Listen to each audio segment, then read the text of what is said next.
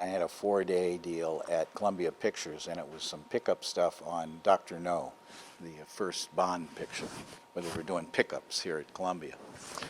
And so I ended up staying in the grip department for until '68. And in '65 became a crab dolly operator, number 8 crab dolly, youngest one in Hollywood at the time. There was staff at Columbia Pictures. Monkey's TV show, used to hang out with them during that era.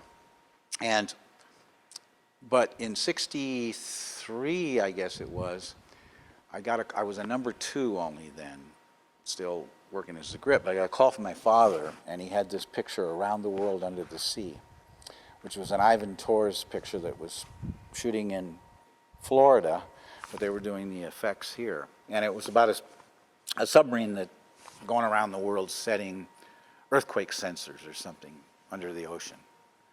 And, there's a volcano underwater called volcanic eruption, and it also gets attacked by a giant eel. So I was brought over to be the eel wrangler because I was a scuba diver.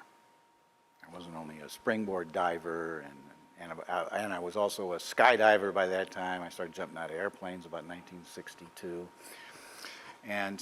But I was also a scuba diver, which I had started in 1957. I was 16 when I got my first tank. And that was anything. I read Navy tables and went diving, because there were no classes or anything. And it was brand new sport, like it only been around 3 years.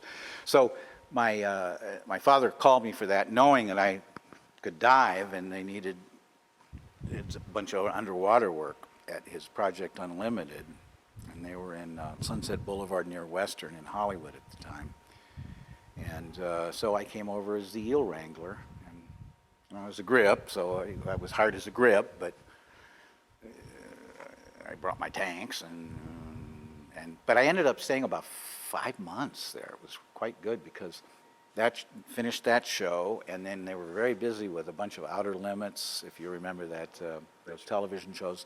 And so I worked on a bunch of the Outer Limits, and I forget, there was a couple of other, I think Warlords or something, Universal Picture, making props, weapons and stuff. And given the budgets we got in those days, normally they couldn't afford to do that. They wouldn't spend the money, let's put it that way. Afford is a relative term. They would not spend money in those days on visual effects. It just wouldn't, a lot of money, because anything that required a lot of visual effects was considered by most producers, Hollywood in general, B-movie stuff, kids stuff. That's just the way it was. You can count on, there's about that many movies prior to Star Wars. Star Wars changed all that. Prior to Star Wars, where they put a lot of money into visual effects. They just wouldn't. If you go back, prior to Star Wars, it's always B-movies.